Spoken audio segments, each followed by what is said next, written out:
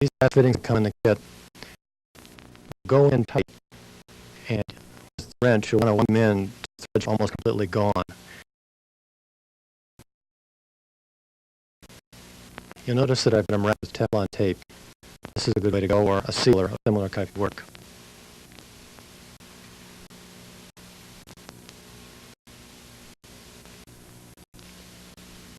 This crow's foot wrench, it's called, does a really nice job of winding those in.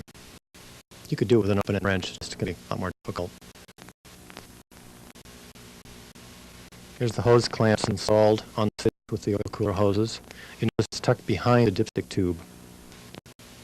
This is how I run the oil cooler hoses, just so that you can get the engine dropped in without them getting tangled up on things.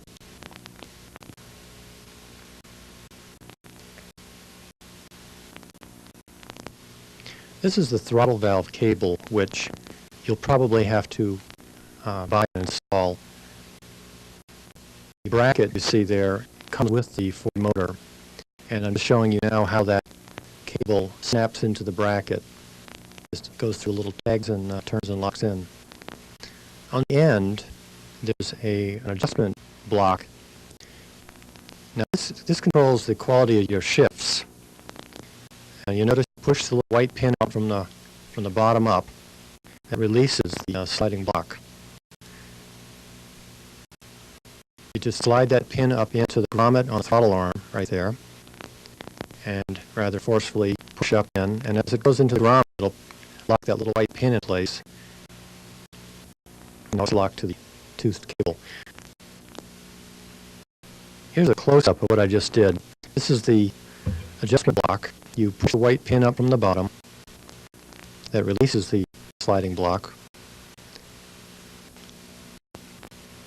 Now, of course, you'll make sure that your throttle's on the idle stop before you make this adjustment.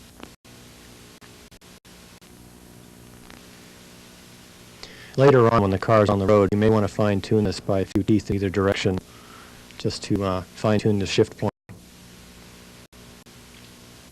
This is the old shift lever transmission from the transmission that was pointing downward. You'll have to take this out of the transmission, follow the procedure in the factory manual, and install this shift lever that's pointing up. And I have part numbers for you, so you can get that from Ford. It's a straightforward job. You just have to take the oil pan off and disconnect from the inside of the transmission.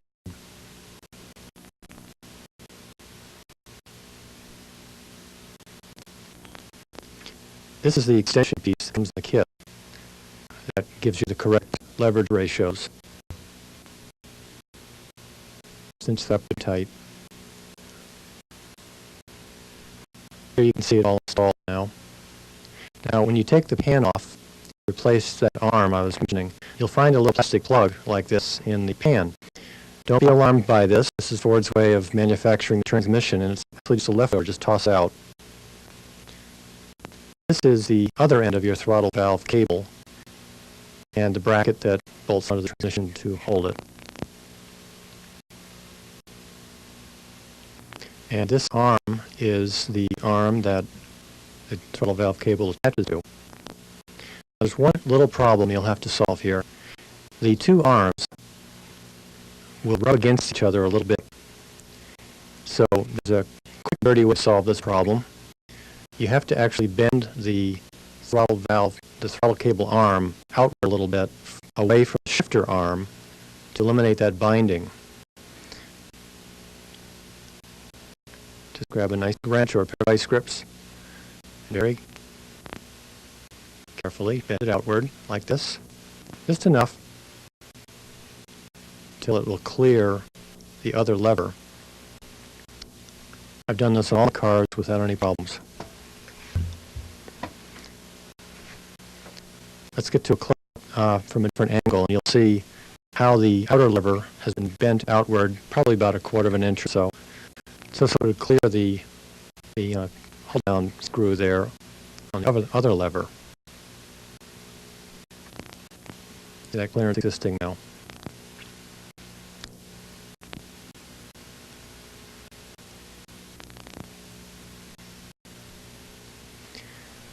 It's a good idea to try to fit the shift linkage onto the lever. This is the pin that comes in the kit with the shift lever. Shift linkage, I mean.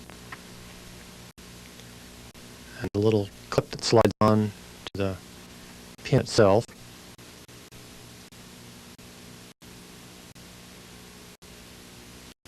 And just try the motion back and forth of the shifter arm to make sure there isn't any interference. Here's our cat from the garage. I thought you might like to see how I do the installation into the car, what equipment I use. You can rent a hoist like this, and this tilter device on the top, you can either rent or buy those for about $40. That's really helpful in getting this engine in easily.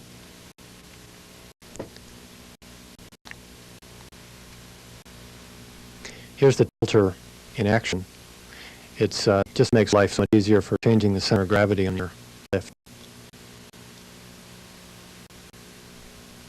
You have to go in at quite a steep angle if you're going to put the whole unit in like that at once. By the way, this is the same way you'd be pulling the old engine out.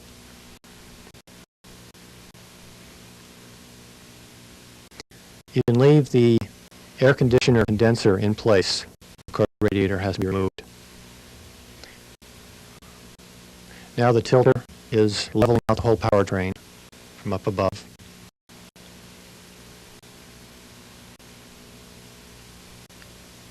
Just before you drop the engine in the hallway, be sure to hook up your heater hoses to the engine itself and make life a lot easier on you.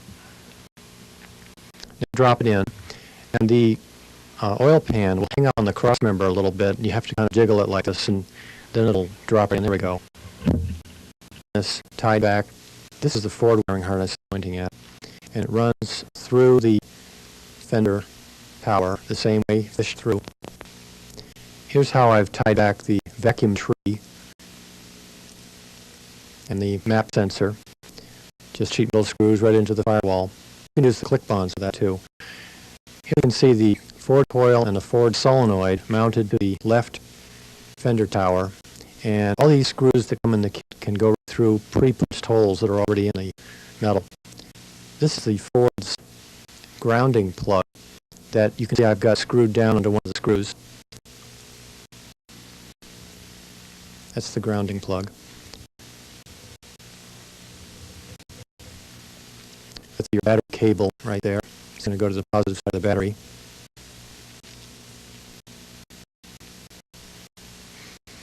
This is the end of the Ford harness that comes with your user. Now this piece that I've already cut is not going to be needed, so just remove that.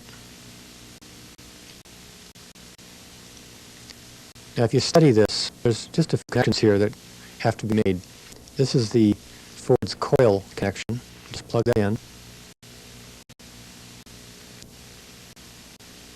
Make sure your coil wire is on now and nice and tight.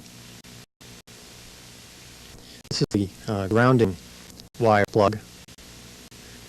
It's firmly grounded underneath one of the screws on the solenoid. And then you have this fusible link wire. Oh, yeah, that shows what's grounded. This is the fusible link wire that goes to the Ford's harness. That goes on the other terminal on the solenoid there.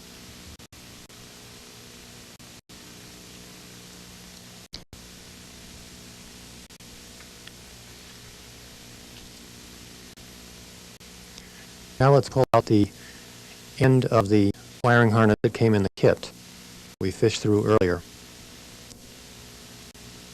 I've already made the connection with this purple wire to the red with blue tracer wire on the relay. That's a good source of power on with the key on. And there's a scotch lock that comes in your bag of parts that helps you do that. The white wire with push-on connector goes to the solenoid, like so. It goes back to your key.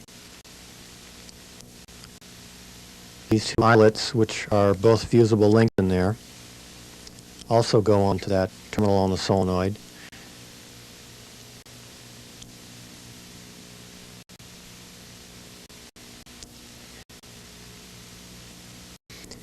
And I have to make a correction. This cable is the one that goes to the positive battery terminal. The other one I showed you earlier is the one that goes down to your starter. Sorry about that, folks. So that's the permanently hot wire coming from the battery on the positive on the battery. Got that you'll be connecting the three wires that go to the alternator, the 3 different gauge wires. Plastic air cleaner reducer that comes as standard equipment on the V6 air cleaner housing. We're going to be reusing this reducer. In the kit, you'll see a little serrated cutoff wheel that I've made that make it easy to tuck into your electric drill, and you'll be sawing off the ring from the inside of the large end of this reducer. I've already cut it, and this is just the last little cut had to be made. You'll see this ring that came out.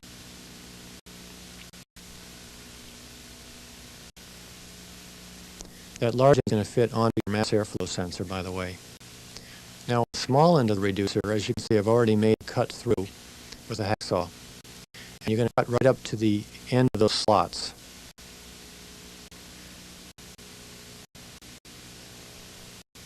This is the finalized piece you're going to be using.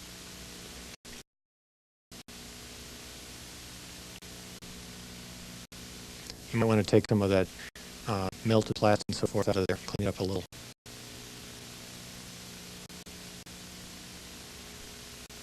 This is the cruise control cable from the Ford. Measure out 5/8 of an inch on the original shoulder. And I've already cut it through. Just going through the motions here. And now you'll see that I've already cut down through here. This is the easiest way I know of to get this plastic socket assembly off the cable without damaging the cable itself.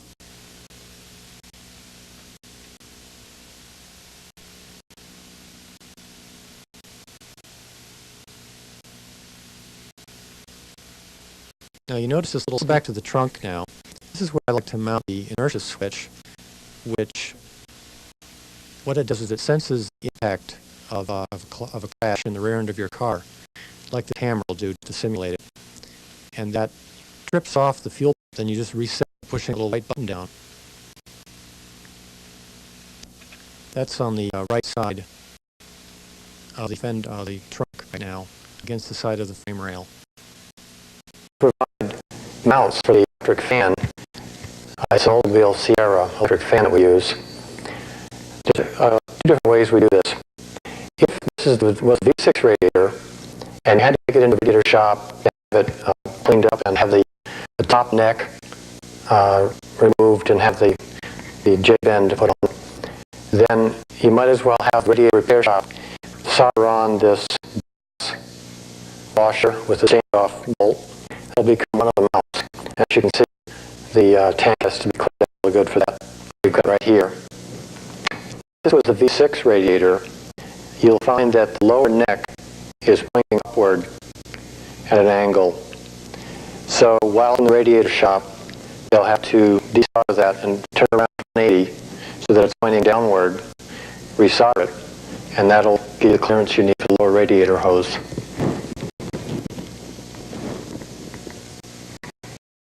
Now,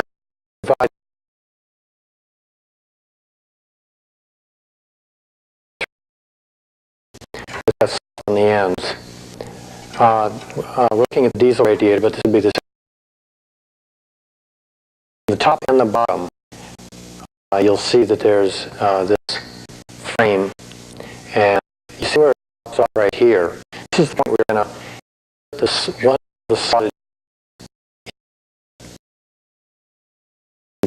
on all the ways, and insert it on the top rail, diagonally like this, and you'll be tapping it with a hammer. Straight up and line up with the other dropped ridge at the top. So what you'll have is a tube going straight up for the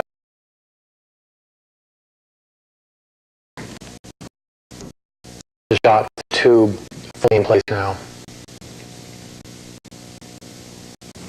In it, you'll find the power steering hose that has pressure fittings on each end of it. And this is the piece from the Ford's power steering pump, cut off with, again, cleaned up with emery paper. And this is the banjo fitting off the high side hose that goes to the Volvo's rack and pinion, again, cleaned up. Those insert into each compression fitting, and they get cranked up very tight. And after you've run the engine for a while, check for leaks and tightness. I'd like to show you, this is the adhesive foam tape that you'll be using as a shim to wrap around the Ford's ECU, the electronic brain, and that will shim up the Ford brain so you can reuse the Volvo's bracket and mount the Ford's brain in the same location as Volvo's brain was mounted using the Volvo bracket. And this is the mass airflow sensor bracket. You can see a couple holes here that allow you to bolt it up to the right side inner fender wall.